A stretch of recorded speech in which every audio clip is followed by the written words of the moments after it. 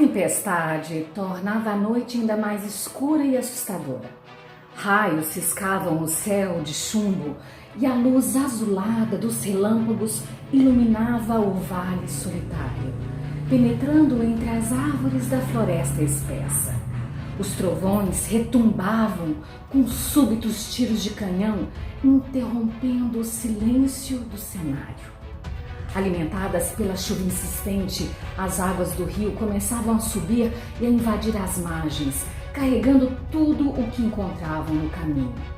Barrancos despencavam e árvores eram arrancadas pela força da correnteza, enquanto o rio se misturava ao resto como se tudo fosse uma coisa só. Mas algo ou alguém ainda resistia. Agarrado desesperadamente a um tronco grosso que as águas levavam no rio abaixo, um garoto exausto e ferido lutava para se manter consciente e ter alguma chance de sobreviver. Olá, turma! Esse aqui é o começo daquele conto de aventura, daquela história de aventura que eu passei para vocês na videoaula passada. A Criatura, da Laura Bergalho. Então eu passei alguns exercícios e nós vamos corrigir esses exercícios hoje e dar seguimento ao nosso conteúdo, ok? Então vamos lá. Então vamos lá ver a primeira pergunta. Podemos classificar esse texto como uma narrativa de ficção, uma narrativa de aventura, uma descrição, um conto? Bom, a gente viu que é letra B, uma narrativa de aventura. Nós estudamos as narrativas de aventura na nossa aula passada. Número 2. O personagem principal da história, quem também chamamos de protagonista, é quem vivencia muitas aventuras. Em sua opinião, quem é o protagonista do texto acima? Explique. A gente só vai descobrir, na verdade, o nome do protagonista lá no final da história, não é mesmo? Lá no finalzinho que a gente vai saber que o protagonista é o Eugênio, um menino que está jogando lá com joystick, né? Que é aquele dispositivo que a gente utiliza para jogos no computador, no PlayStation. Então, só no final do texto que descobrimos que todas aquelas aventuras foram vividas por ele durante o jogo, não foram aventuras reais. Número 3. Qual é o foco narrativo apresentado no texto? Primeira pessoa, terceira pessoa? Então nós vimos que é uma narrativa em terceira pessoa, porque, relembrando o que nós já estudamos, a narrativa em primeira pessoa, né, é aquela narrativa em que geralmente o protagonista, o narrador, ele participa da história. E aqui você tem a narrativa em terceira pessoa, né? Quem está narrando não participa da história, certo? Então, letra B. 4. Observe o trecho extraído do texto. Num pulo desesperado, agarrou o ramo de uma árvore que ainda se mantinha de pé perto da margem e soltou o tronco flutuante que seguiu seu caminho até a beira do precipício e nele mergulhou descontrolado. Esse trecho apresenta narrador? O narrador? Personagem? Narrador observador? É o narrador observador. O narrador em terceira pessoa é o narrador observador, não é o narrador personagem, ok? Número 5. O texto apresenta dois cenários diferentes. Abaixo, escreva A para descrições que representam o primeiro cenário e B para descrições que representam o segundo cenário. Então vamos lá, ficou assim. O piloto misterioso, B, é o segundo cenário. A tempestade tomava a noite ainda mais escura e assustadora, A, é o primeiro cenário. O sol brilhava, B, é o segundo cenário. Raios iluminavam os céus e a luz do relâmpago iluminava o vale, é o primeiro cenário, A. Garoto exausto e ferido lutava para se manter consciente, A, primeiro cenário. As motos enfrentavam obstáculos, B, segundo cenário. Então vocês viram que tem um cenário em que é noite e um cenário em que é dia, ok? Então você tinha que voltar no texto para poder perceber qual era o primeiro cenário e qual era o segundo cenário. Vamos lá, número 6. Descreva o desfecho, ou seja, o fim da narrativa Criatura. Bom, no final, no desfecho, o menino vence o jogo, não é isso? É isso que a gente vai ver lá no finalzinho da narrativa. Número 7. Assinale Quais descrevem os problemas causados pela insistente chuva, né? Quais os itens que descrevem, tá faltando a palavra itens aí, os problemas causados pela insistente chuva? As águas começavam a subir e invadir as margens? Essa sim, né? Então você marcou essa. Como não havia árvores, o terreno desmoronava e aumentava a erosão? Não, não tem essa informação. Doenças eram transmitidas para a população daquele local? Também não tem essa informação no texto. Barrancos despencavam e árvores eram arrancadas pela força da correnteza? Aí sim, aí você assinala essa também. Então, a primeira e a última, ok? Número 8. Releia. De repente, no período de silêncio que se seguia a cada trovão, ele começou a ouvir um barulho inquietante que ficava mais e mais próximo.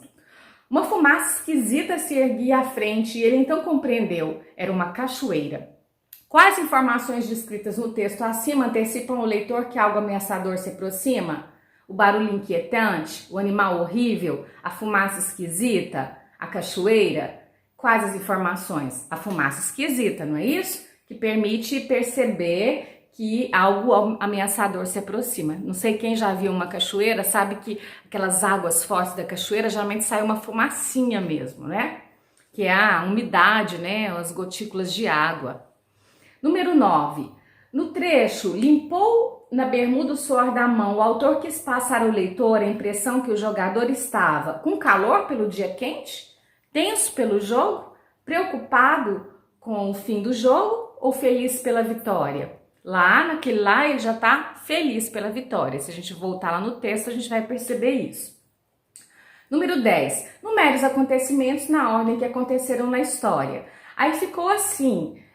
Aí ficou assim, se você vai ficar 5, 6, 1, 4, 2, 7 e 3. Então, primeiro, era uma forte tempestade numa noite assustadora, depois agarrou-se num tronco grosso, depois, para fugir da queda, agarrou em uns ramos de árvore que ainda estava em pé, depois de um impulso, a margem foi alcançada, o animal foi golpeado na cabeça com toda a força e a águia foi agarrada pelos pés e finalmente, depois de dada a partida, todos aceleraram e enfrentaram obstáculos. Então você tem que ir voltar lá no texto para poder perceber. E a narrativa de aventura, ela é isso, ela é uma sucessão de acontecimentos. Narrativa de aventura, ela tem muita ação. Então tem sempre uma coisa acontecendo, depois outra acontecendo.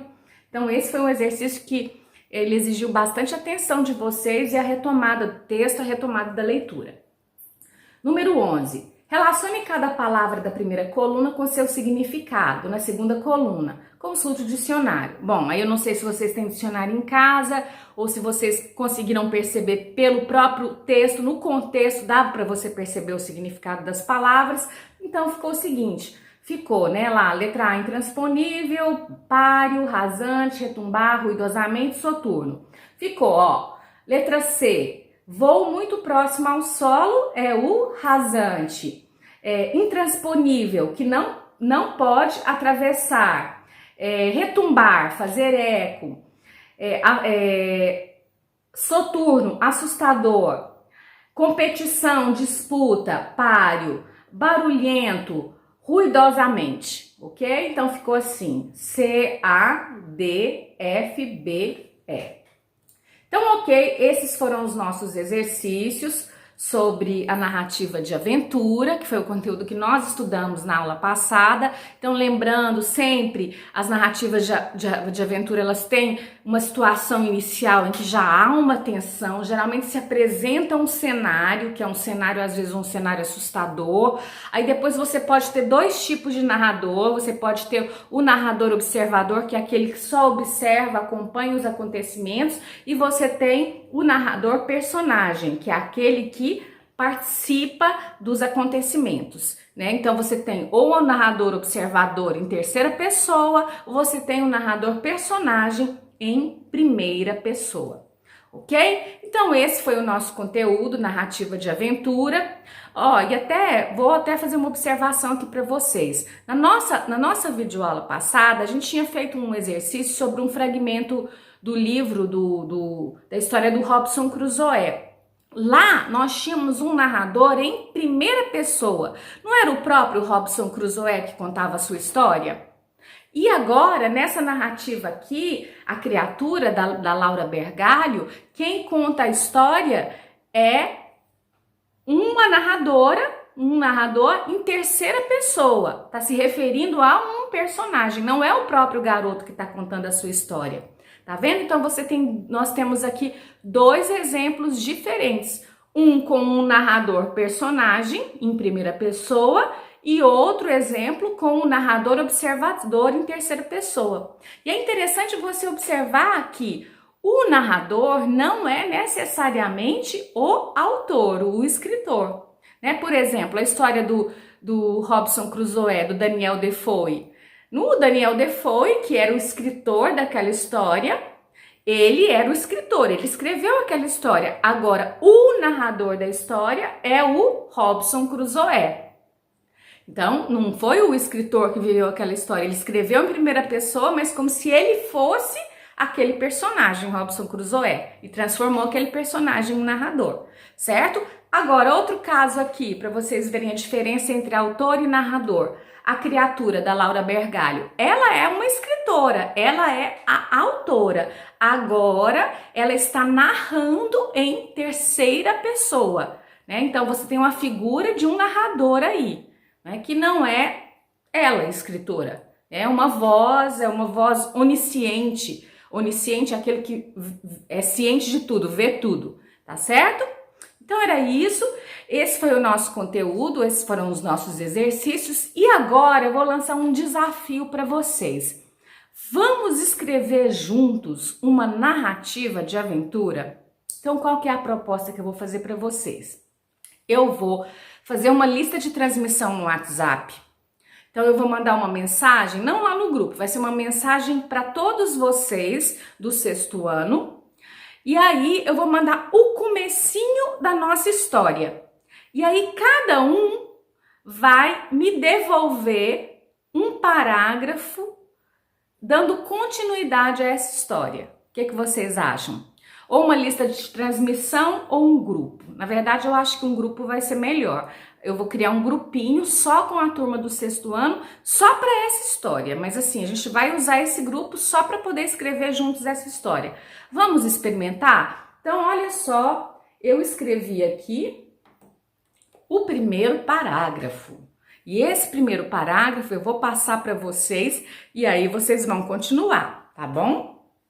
Tem que tomar cuidado porque tem que ter coerência, né? Então, por exemplo, o personagem aqui eu coloquei um homem. Aí vocês podem dar nome a esse homem, e muitas coisas podem acontecer, tem que ter várias aventuras até chegar ao final. Vamos fazer essa experiência? Fazer juntos uma narrativa de aventura? Então, olha só como ficou o nosso começo, que eu vou mandar para vocês. Era uma noite quente na pequena vila de pescadores. O homem tentava dormir e não conseguia. Virava e revirava na cama. Decidiu então se levantar e abrir a janela. A lua cheia brilhava magnífica no céu. Cansado de ficar em casa isolado para se proteger do terrível vírus que ameaçava a todos, ele resolveu dar um passeio pela vila. Para que ninguém na casa percebesse que saía, pulou a janela. Assim que pôs os pés na rua... E aí o primeiro que me responder lá no grupo vai responder dizendo o que aconteceu.